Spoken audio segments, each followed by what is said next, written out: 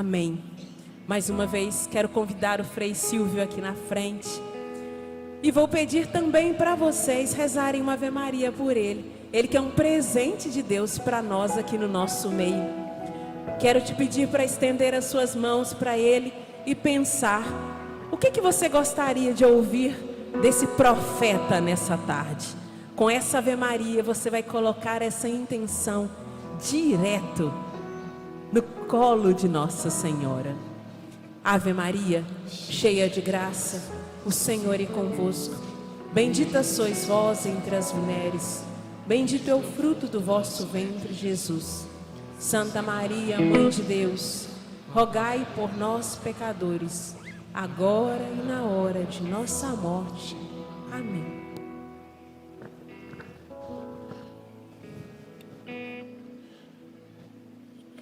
Vamos sentar.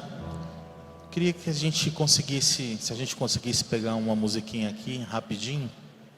Ré menor, vamos ver. Repete assim comigo: vem Espírito de Deus. Vem Espírito de Deus. Flui em meu interior. Flui em meu interior. O céu é o meu lugar. O céu é o meu lugar. É lá que eu quero estar. É lá que eu quero estar. Então vem me socorrer. Então vem me socorrer. Vamos ver se a gente canta, hein?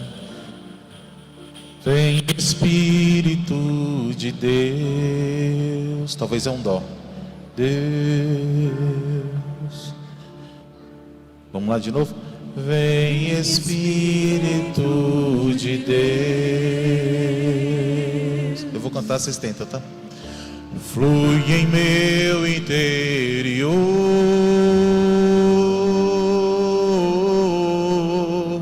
O céu é o meu lugar, é lá que eu quero estar. Então vem me socorrer. Ré menor. Vem Espírito de Deus, flui em meu interior.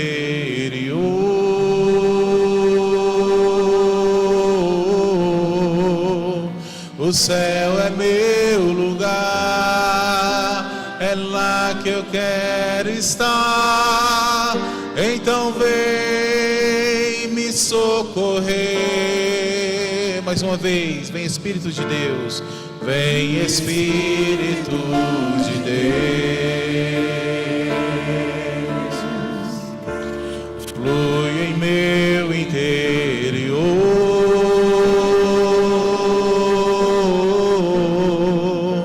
O céu é meu lugar, é lá que eu quero estar. Então vem me socorrer. Peguei eles aí, viu? Mas deixa eu falar uma coisa para vocês. O ano era 1996.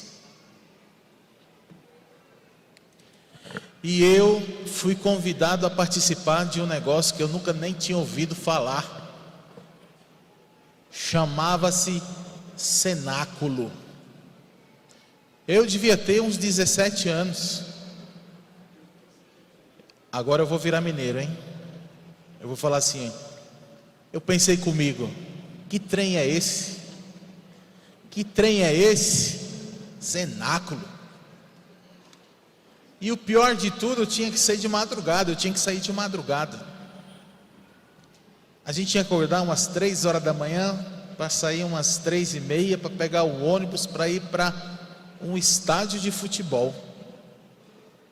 O estádio de futebol era o Pacaembu, lá em São Paulo. Eu nunca nem tinha ido no estádio de futebol, no Pacaembu ainda. Vai eu com meus 17 anos, meu irmão também foi convidado, nós fomos para esse estádio. Então lá acontecia esse grande evento anual, era uma vez ao ano, chamado cenáculo. Eu fui lá Confesso que sem querer esperar muita coisa, mas fui. Chegando lá, já me assustei com a multidão. Era gente para tudo que era lado. E tinha bandeiras, e tinha faixas, e tinha gente cantando, e tinha gente rezando o texto, e tinha gente sorrindo. Parecia que o frio de junho em São Paulo, a garoa da madrugada e a madrugada não estavam interferindo tanto no humor deles. Eu lembro de estar com sono, mas eu fui com o ônibus da paróquia que eu participava. Chegamos lá cedo, acho que era 5 horas da manhã. Tivemos que escolher um lugar lá na arquibancada, escolhemos este lugar. O dia começou com um terço às 6 da manhã, e eu já pensei comigo, outro terço? Já estava no ônibus rezando o terço.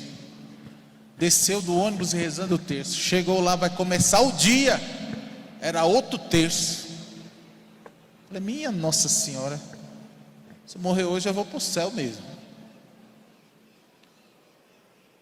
Começaram então, depois do terço, os louvores, a oração da manhã.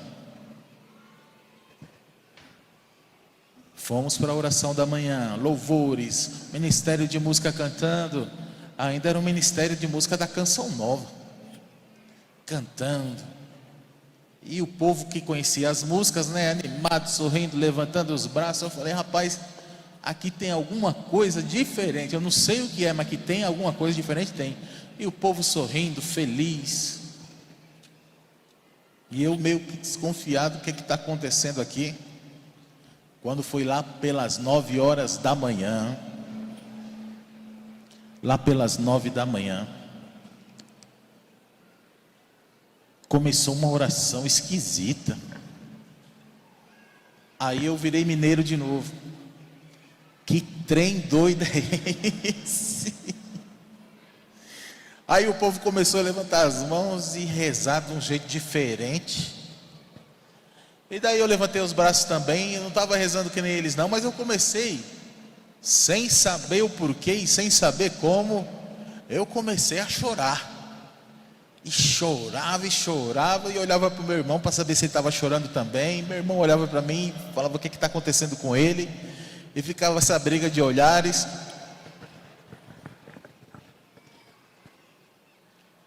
Mas eu senti que aquele choro era um choro, não era um choro de desespero, era um choro de leveza. Eu me sentia leve.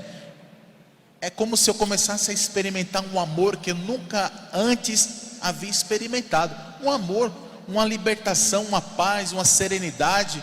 É como se eu estivesse experimentando um amor exclusivo por mim mesmo, um amor que vinha de Deus. Era como se eu estivesse sentindo realmente, nossa, Deus está me amando. Quanto Deus me ama, quanto Deus me amou. E parece que vinha a minha história na mente, na lembrança. Mas quando eu estou falando de chorar, é chorar aos prantos. E não era um choro de angústia, era um choro de paz. Passou esse momento. Eu lembro que passou o dia, ouvi as pregações, as pessoas que estavam pregando, as orientações que eram dadas, os louvores que eu não conhecia nenhum. Mas depois teve a adoração. Eu lembro de Jesus com o sacerdote passando por todo o campo do Pacaembu. Aquilo me emocionou também. Acabou, foi embora, fui para casa. Feliz, cansado, e vida que segue. Tinha que estudar no outro dia e fazer as outras atividades. Lembra a idade? 17 anos apenas. 17. Mas alguma coisa começou a ficar diferente no meu comportamento após essa experiência. Eu comecei a fazer coisas que antes eu nem imaginava fazer. Eu tinha recebido da minha família uma fé católica, mas era uma fé católica de ir à missa e ok, cumpri o meu preceito, tá bom, fui à missa ao domingo, resolvi o problema. Mas depois dessa experiência, eu sentia necessidade de ir à missa. E não importava se era no domingo, poderia ser qualquer outro dia da semana. Algo no meu interior aconteceu que eu sentia essa fome, essa sede, essa necessidade de ir à missa. Estranha, eu não era assim. Depois eu comecei a sentir em meu interior outra necessidade. Eu sentia a necessidade de rezar o terço. Mais estranho ainda, eu não tinha essa necessidade. Rezava o terço em família, esporadicamente, ou nos meses de maio. Eu lembro de rezar em família, mas a partir de mim, essa necessidade, ela veio depois deste contato que eu tive nessa experiência de oração, nesse mês de junho, no início do mês de junho, se não me engano era dia 2 de um mês de junho, do ano de 1996, às 9 horas da manhã, no estádio do Pacaembu.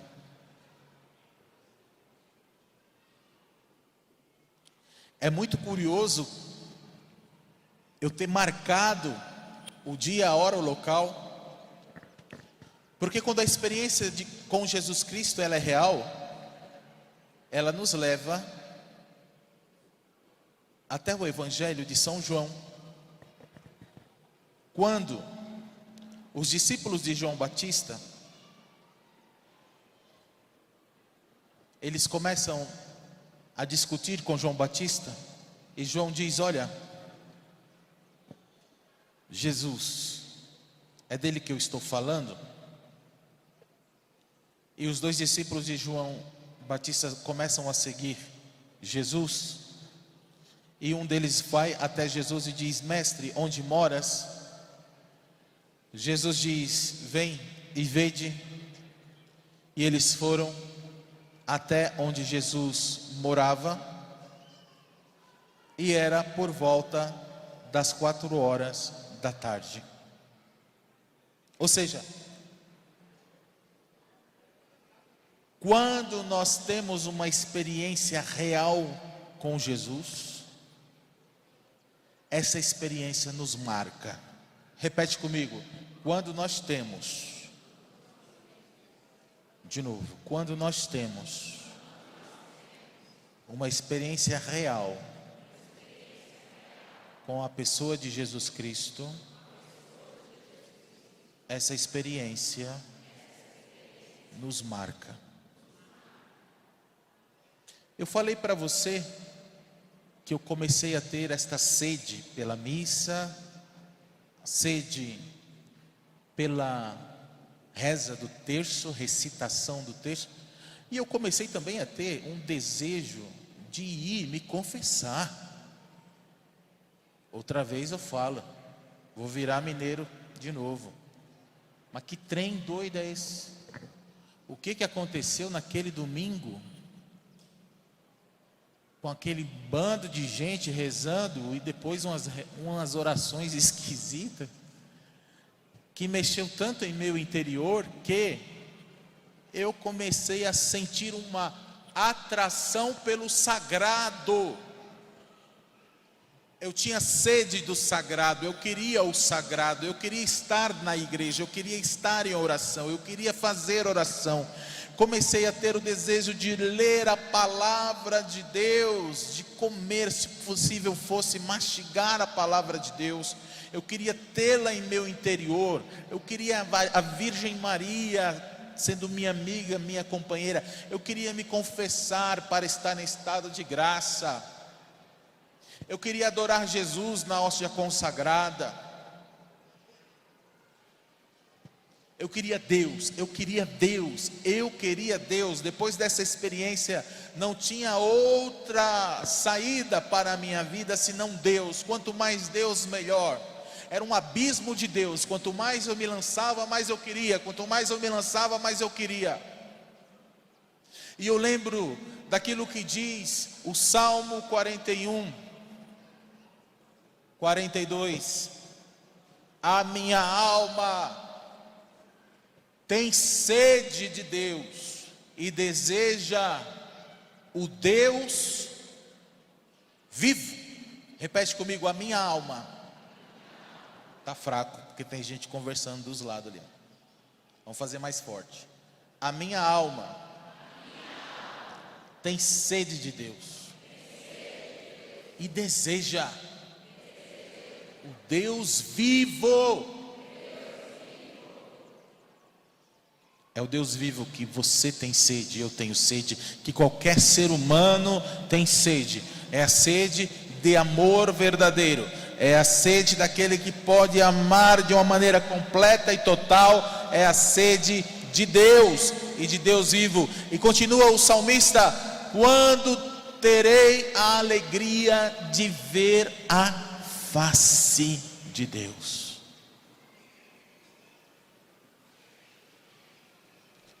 Eu nunca vi a face de Deus, até porque para ver a face de Deus precisa morrer. Quem quer ver a face de Deus, levanta a mão. Pode abaixar, teve gente que não quer ver não, hein? Agora deixa eu perguntar para você. Você sabe que para ver a face de Deus verdadeiramente tem que morrer, não é? Quem quer ver a face de Deus? Quem quer ver agora? Diminuiu um pouquinho aí a coisa, né? O povo quer ver, mas se for agora não quer não. Pode esperar um pouco, é?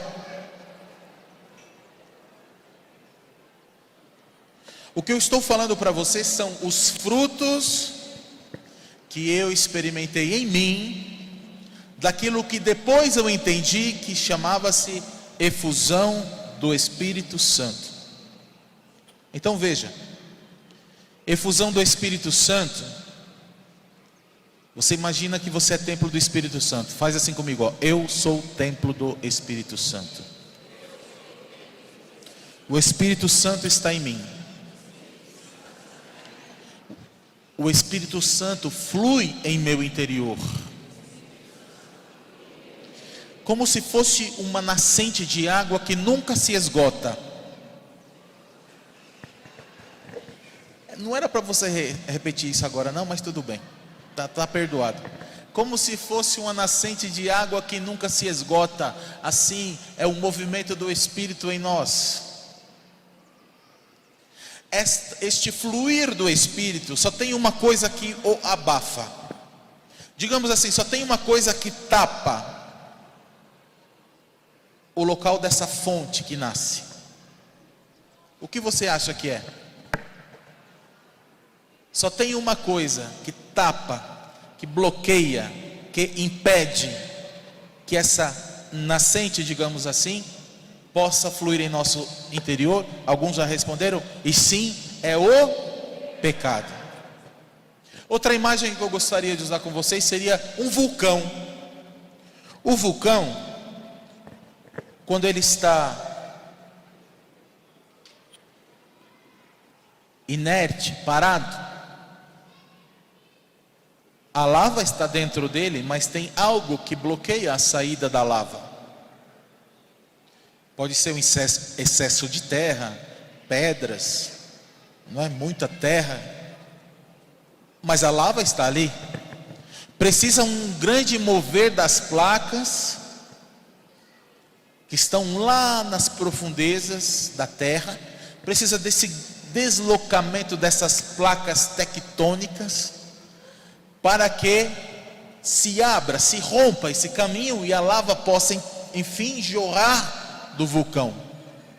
E uns entram em erupção de uma maneira forte e violenta. O que então poderia bloquear esta lava do Espírito Santo em nosso interior? O que poderia bloquear então seria e é o pecado. Então veja, você é templo do Espírito Santo, amém? Se você for olhar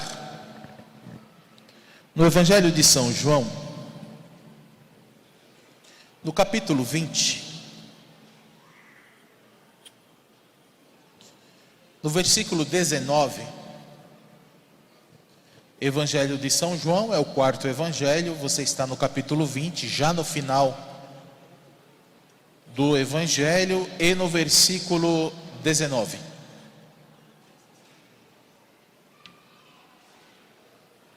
E aí está escrito: ao anoitecer daquele dia, o primeiro da semana, os discípulos estavam reunidos com as portas fechadas por medo dos judeus. Os discípulos estavam reunidos, as portas estavam fechadas por medo.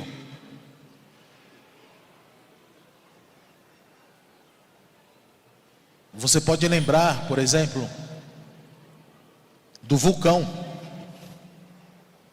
fechado. Pode lembrar da nascente tapada. Pode lembrar disso que bloqueia, que está impedindo. Os discípulos estavam reunidos com as portas fechadas por medo dos judeus. Jesus entrou e pôs-se no meio deles e disse: a paz esteja convosco. O que Jesus disse? Mais uma vez. Dito isto, mostrou-lhe as mãos e o lado. E os discípulos então se alegraram por verem o Senhor. Preste atenção aqui nessa cena. Jesus, digamos que se intromete, coloca-se no meio deles e apresenta os sinais da sua ressurreição, as suas chagas, das mãos, do lado. Então quem está se apresentando é Jesus ressuscitado, que está vivo. Lembra do Salmo? A minha alma tem sede de Deus e deseja o Deus. Está fraco. Deseja o Deus. E agora é Jesus ressuscitado, portanto ele está vivo. Ele se apresenta diante deles, a primeira coisa que deseja é a paz. Como o Pai me enviou, também eu vos envio. Então, qual é a ação de Jesus aí? Soprou sobre eles. E não apenas sopra, como também fala. Ele diz: recebei o Espírito Santo. A quem perdoardes os pecados serão perdoados, a quem os tiverem retidos, a quem os retiverdes ficarão retidos. Esse sopro de Jesus também é simbólico. Vai nos lembrar de quando o Senhor Deus fez o homem do barro e soprou-lhe nas narinas e deu a vida. Jesus soprando aqui nos discípulos dá a nova vida. A vida nele, a vida no ressuscitado, a nova criação.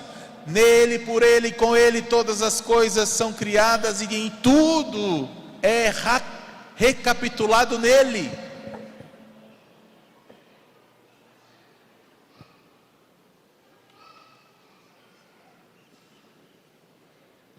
Por isso, meu irmão e minha irmã, você acredita que Jesus está aqui conosco? Jesus diz: quando 2 ou mais estiverem reunidos em meu nome, eu lá estarei, correto? Jesus está aqui hoje? Você crê nisso? Feche os olhos um pouquinho só.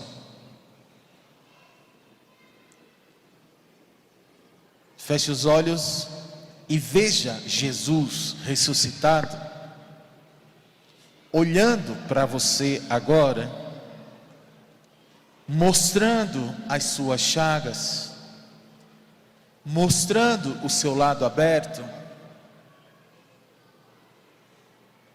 olhando para você e dizendo: a paz esteja contigo. E também dizendo a você, soprando em sua fronte e dizendo: receba o Espírito Santo.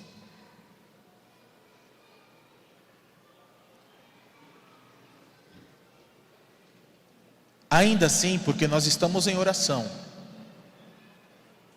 quais são os seus medos? O que está fechado em seu coração por medo? E você pode colocar tudo aquilo que você pode estar vivendo: síndrome do pânico, ansiedade,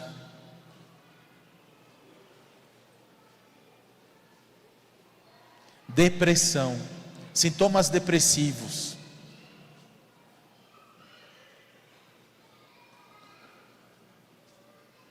falta de ânimo, de energia, aquilo que faz você ficar fechado, trancado.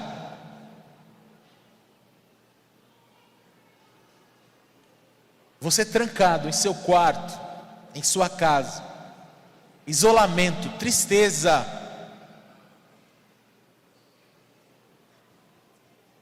Nós estamos em oração, Jesus está aqui. Você disse que acredita, Ele está aqui mesmo, e Ele está entrando aí no teu coração, que pode estar com as portas trancadas, olhando para você, dizendo: a paz esteja com você, e soprando em teu coração, soprando em tua fronte e dizendo: recebei o Espírito Santo.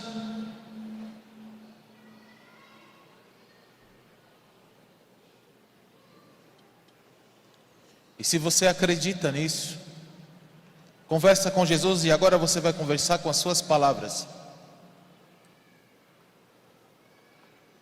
Que bom que você está aproveitando este momento de oração e não se distraindo, porque Jesus está aqui, está passando agora na sua casa, que é o seu coração, em sua morada, que é o teu coração.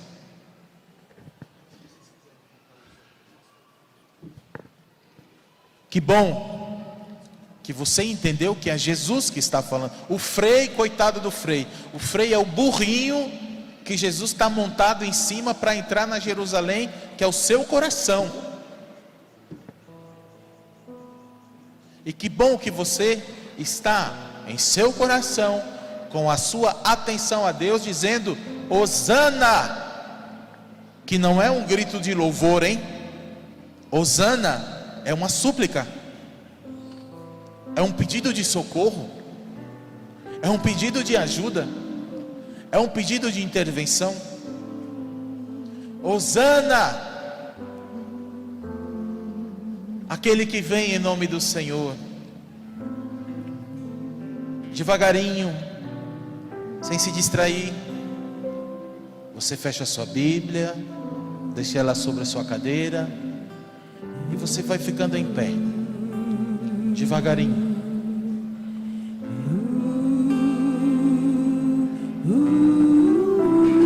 Não precisa nem ficar preso na cadeira. Se quiser sair da cadeira, pode sair.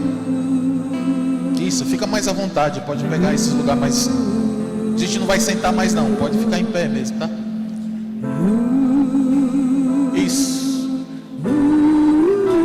Nós vamos clamar. Vamos clamar esse Espírito Santo de uma maneira viva e eficaz.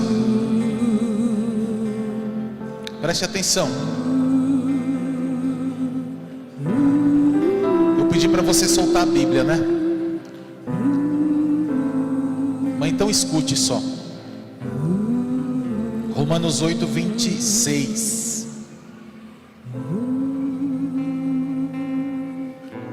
É uma passagem bastante conhecida. 8, 26. Romanos 8, 26. Da mesma forma, o Espírito vem em socorro da nossa fraqueza, pois não sabemos o que pedir, nem como pedir. Nós não sabemos o que pedir, nem como pedir. É o próprio Espírito. Lembra do Espírito que está dentro de mim? É o próprio Espírito que intercede em nosso favor, com gemidos inefáveis. Gemidos inefáveis é a modalidade de oração que nós chamamos na espiritualidade carismática de oração em línguas. Frei, eu não acredito. Tudo bem. Para ir para o céu você não precisa acreditar em oração em línguas, ok? Não precisa. Mas que é algo que existe de fato e que eu e muitos outros experimentamos em nossa vida o efeito desta oração, é fato.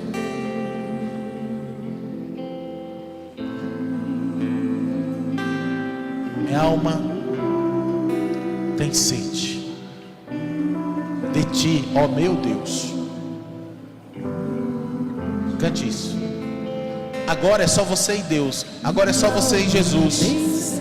Esquece quem está ao lado. É você e Jesus ressuscitado. Jesus está vivo, está aqui. Cante para Jesus ressuscitado. Minha alma tem sede de ti, oh meu Deus. Minha alma suspira por E você clama: sopra em nós. Sopra em nós, sopra em nós. Somos teus filhos. Somos seus filhos.